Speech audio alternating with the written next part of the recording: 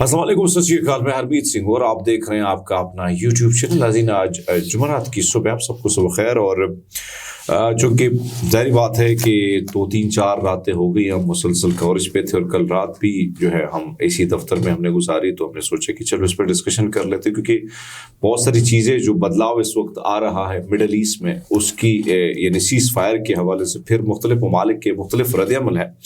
तो क्योंकि जाहिर बात है कि बहुत सारी चीज़ों में यानी थकावट इतनी ज़्यादा हो गई है, तो मैंने आज रज़ी भाई को भी जगाया। वैसे भी तो जागते रहे, तो उन्होंने कहा कि चलो बैठ जाते, थोड़ा तज़किया देते हैं। रज़ी भाई, ये जो इस वक्त एक तरफ तो हम देख रहे हैं कि मज़ामत की जानिब से आज बिल्कुल तोपें जो है उन आराम कर रही थी। कल रात तक में हम दोनों बैठे रहे, हिज़्बुल्लाह ने उसी तरह कोई हमले नहीं किए, इसराइल ने भी नहीं किए। कल जो है बड़े ज़्यादा मामला तेज़ी से गुजरे थे। ये अचानक ये सीज़ फायर की कॉल और इसका इम्पैक्ट आगे जाने और मुख्तलिफ रद्द-ए-अमल जो दुनिया का आ रहा है, उसको आप कैसे देखते हैं? लेकिन ये सीज़ फायर हो क्यों रहा है जब इतनी लाशें गिर गई, गज़ा जो है तबाह बर्बाद हो गया, लोग अपनों से बिछड़ गए, किसी का लख्त जिगर छीना गया, किसी के बुजुर्ग, किसी के औलाद, कोई बचा नहीं है। मतलब 45,000 के करीब जो है, ये वो आधा तो शुमार है जो वो बता रहे हैं, बल्कि उसमें तो बहुत सारे लोग जो अभी मलबों की तरफ उनकी लाशें सड़ गल गई हैं। देखिए, सबसे पहले तो सीज़ फायर हुआ है लबनान और इसराइल के दरमियान, और हमें इसके थोड़े से मारूजी हालात पहले समझने चाहिए लबनान के। लबनान जो है वो एक मल्टी नेशनल कंट्री है जिसमें मुख्तलिफ मज़ाहिब के लोग बसते हैं, और मुसलमानों के अंदर भी मुख्तलिफ फ़िरके उसमें वहाँ पे आबाद हैं। उसमें शिया हैं, उसमें सुन्नी हैं, और उसके साथ साथ अगर दीगर देखा जाए ईसाई मुसलमान की तफरीक बहुत ज़्यादा है। और यही उनकी तमाम तर जो लबनान के अंदर जो तकसीम है वो आपको पार्लियामेंट के अंदर नज़र आती है कि फ़ैसला साजी में फिर इन सब की बराबर तकसीम की गई है। उसमें मुसलमान और ईसाई के साथ साथ फिर आगे शिया और सुन्नी के हवाले से तमाम पूरी एक तकसीम मौजूद है जो लबनान की पार्लियामेंट में है, जो फैसला करती है। अब लबनान के मारूजी हालात देखें तो ये कहना कि पूरा का पूरा लबनान हिजबुल्लाह के साथ है, ये गलत है। पूरी की पूरी लबनान की सियासी क़यादत हिजबुल्लाह के साथ है, ये गलत है। उसकी वजह यह है कि हिजबुल्लाह खुद एक सियासी पावर है। अमल तहरीक के साथ हिजबुल्लाह के इत्तेहाद की इस वक्त 34-32 के करीब सीटें हैं नेशनल असम्बली में वहाँ की। तो एक सियासी कुव्वत होने के साथ बाकी क्योंकि इनके सियासी रिवल्स हैं, तो वहाँ पे इनको बहुत ज़्यादा इस चीज़ का नुकसान भी उठाना पड़ता है कि बहुत से फैसलों पे फिर लबनान की पार्लियामेंट असरअंदाज होती है, हुकूमत असरअंदाज होती है। लेकिन इस सीज़ फायर के मुआहदे को फ़लस्तीन की तमाम रेजिस्टेंस ने वेलकम किया है। हमास हो, जहाद इस्लामी फ़लस्तीन हो, और दीगर जो रेजिस्टेंस ग्रुप हैं, उन्होंने लबनान पे के बॉर्डर पर जो सीज़ फायर है उसे वेलकम किया है। और ये सीज़ फायर इसराइल की ख्वाहिश पे हुआ है, और इसराइल के 2 माह से यानी उनके ज़मीनी जंग के आगाज़ के 1 हफ़्ते बाद ही उन्होंने सीज़ फायर के लिए कह दिया था कि हम सीज़ फायर की तरफ जा रहे हैं, और हम खबरें देते रहे, सबको बताते रहे। उन्होंने मिन्नतें तरले करके बिल आखिर हिजबुल्लाह की शराइत पर उन्होंने सीज़ फायर किया है। अच्छा, हिजबुल्लाह की शराइत पर सीज़ फायर हुआ, लेकिन बहरहाल आप मुझे ये बताएं कि अब ये सारा मामला जो है, आपको क्या लगता है कि ईरान की जानिब से जो रद्द-ए-अमल है उसको आप कैसे देखते हैं? फिर चाइना, रशिया वगैरह जो है, बरतानिया, उनका क्या इस वक्त रद्द-ए-अमल आ रहा है? मेरे ख्याल में इस वक्त दुनिया के रद्द-ए-अमल से पहले गज़ा का रद्द-ए-अमल देखना पड़ेगा कि गज़ा में क्या होने वाला है आगे।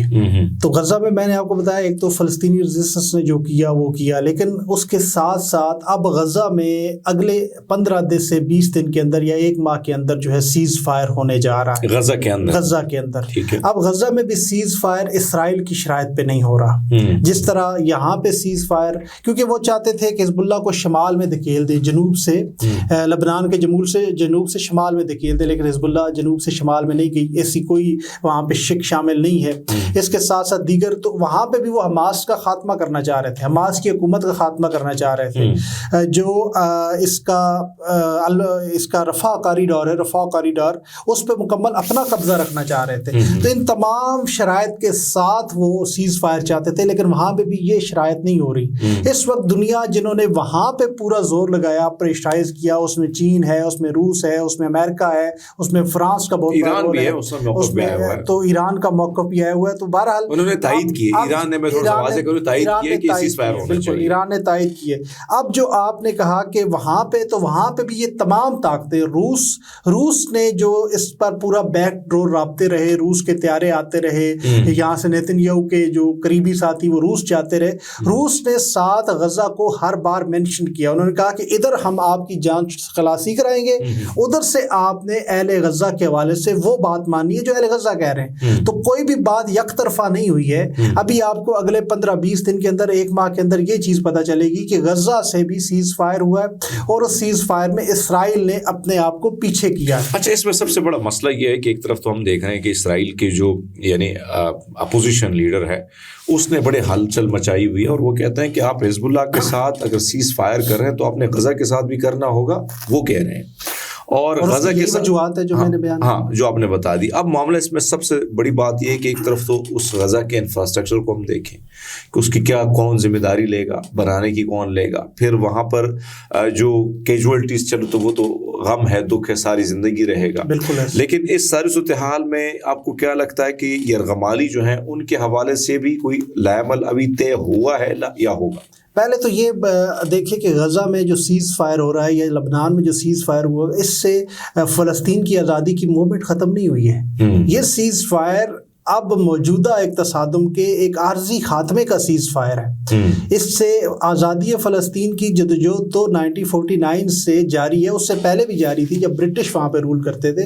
تو فریڈم کی جدوجہد نہیں ختم ہوئی, وہ جاری رہے گی, وہ مغربی کنارے میں, وہ غزہ سے جاری رہے گی. لیکن ظاہر سی بات ہے انٹرنیشنل قوتیں اور سارا کچھ, اور اسرائیل جو ہے آپ خود حساب لگا لیں, آج 430 دن ہو چکے ہیں. 430 دن میں نہ لبنان میں نہ غزہ میں اسرائیل اپنے آپ کو پھیلا نہیں سکا. جو اس کا گریٹر اسرائیل کا منصوبہ ہے وہ تو اس وار نے خس و خاشاک کی طرح مٹا کے رکھ دیا ہے. تو اب غزہ کے لوگ جس حال میں بھی رہیں گے وہ ریزسٹ کرتے رہیں گے. وہ سیز فائر یہ وقتی ہے, یہ سیز فائر. لیکن آپ کو نہیں لگتا کہ وقتی سیز فائر ہے جو بھی ہے, لیکن اس سارے معاملے میں جو غزہ کاز ہے اس کو دھچکا نہیں پہنچ رہا ہے؟ آپ کو نہیں لگتا کہ ایک ایسا کاز جہاں پہ آپ دیکھیں کہ سارے جنازے انہوں نے اٹھا دیے, بھوک, ننگ, دوائیاں نہ ہونا, سب ظلم انہوں نے سہ لیے, اور اچانک جب آپ کا سپورٹ ہی ختم ہو جائے, کہیں نہ کہیں سپورٹ, چاہے وہ ہم نے حزب اللہ کی صورت میں دیکھا کہ وہ خود اس جنگ میں کودے, حالانکہ حماس نے ان کو نہیں انوائٹ کیا تھا, وہ خود کودے اور انہیں لڑائی جاری رکھی.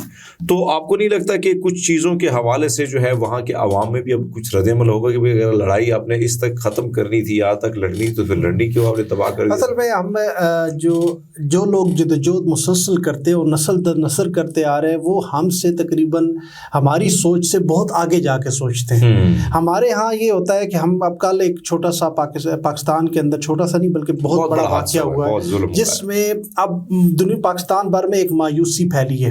لیکن غزہ کے لوگ آپ نے دیکھا وہ اس طرح مایوس نہیں ہوتے, کیونکہ وہ نسل در نسل یہ چیزیں دیکھتے آ رہے ہیں.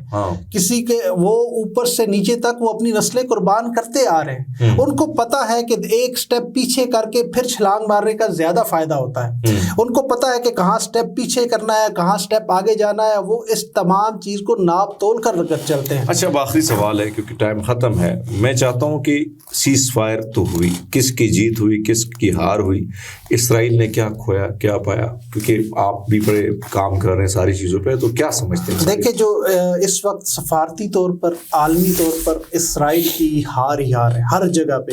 اسرائیل کو کہیں بھی سفارتی ایڈ نہیں ملی سوائے امریکہ جو تو اس کا اتحادی ہے براہ راست یا برطانیہ.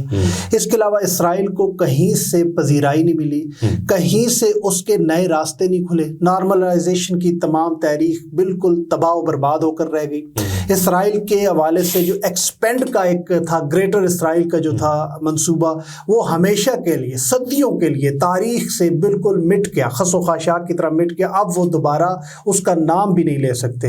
اب آگے کیا ہوگا؟ اب آگے ہوگا کہ عرب ریاستیں یہ چاہیں گی کہ دو ریاستی حل کی طرح کہیں نہ کہیں درمیان میں آئے, لیکن ریزسٹنس اسی طرح قائم رہے گی. تو اسرائیل بڑھے گا نہیں, اسرائیل مزید چھوٹا ہوگا, سکڑے گا. دو ریاستی حل میں بھی اسرائیل چھوٹا سا ہے, اب والا اسرائیل نہیں ہے. بہت سی درجنوں بستیاں بلکہ سینکڑوں بستیاں انہیں ختم کرنا پڑیں گی. تو یہ تحریک, پھر بھی میں کہوں گا کہ تحریک ختم نہیں ہوئی, تحریک جاری رہے گی. اور غزہ کے لوگ ہوں یا لبنان کے لوگ ہوں یا جنوبی آپ کا مغربی کنارے کے لوگ ہوں، اردن کے لوگ ہوں، یمن کے لوگ ہوں، یہ تمام لوگ، سیریا کے، عراق کے لوگ، یہ اپنی ریزسٹنس کو جاری رکھیں گے اور یہ تحریک جاری رہے گی۔ بہت شکریہ رضی بھائی جو آپ نے بات کی، اس میں کوئی شک نہیں کہ اسٹیپ اور قدم جب آپ رکھتے ہیں آپ کو پتہ ہے کہ قدم سے کتنا نقصان ان کا ہو رہا ہے، میرا ہو رہا ہے، پھر کئی قدم سنبھالنا اور پھر جب قدم ڈگمگائے تو پھر آگے کی طرف نکلنا ہوتا ہے۔ اور یقیناً ہم دیکھتے ہیں، ہماری کوشش ہے کہ سیز فائر کے حوالے سے یا مزید جو اپڈیٹس آتی ہیں وہ بھی ہم آپ کے سامنے رکھیں گے۔ مڈل ایسٹ کے حوالے سے خبروں کا سلسلہ اسی طرح جاری رہے گا، چونکہ ہم دیکھ رہے تھے ساری چیزوں کو اور یہ بڑا امپورٹنٹ ٹاپک تھا۔ اور رضی طاہر ظاہری بات ہے کہ بڑی ریسرچ ہے ان کی سارے معاملے پہ اور بڑے ایکٹیولی کام بھی کرتے ہیں، ان کا یوٹیوب چینل بھی آپ دیکھتے ہیں۔ تو ہماری کوشش تھی کہ ہم خبریں تو آپ کو دیتے ہیں، لیکن یہ بھی بڑی امپورٹنٹ خبر ہے کہ آپ کے سامنے چیز کلیئر کی جائے کہ سیز فائر کیوں ہو رہا ہے، حزب اللہ پیچھے ہو رہا ہے یا آگے ہو رہا ہے، یا لبنان اور ان کی پارلیمنٹ یا وہاں کی عوام، یا پھر اس سے غزہ کا کیا امپیکٹ اور اسرائیل کو کیا نقصان۔ اس ساری چیزوں پہ نظر دوڑانے کا مقصد یہ تھا کہ آپ کے دل و دماغ میں یہ شک و شبہات بھی دور رہیں اور ساتھ ساتھ ہم آپ کے سامنے کلیئرٹی یعنی کلیئر تصویر جب وہ آپ کے سامنے ہمیشہ کی طرح پیش کریں گے۔ ہمارے ساتھ رہیے، اپنا بہت سارا خیال رکھیے۔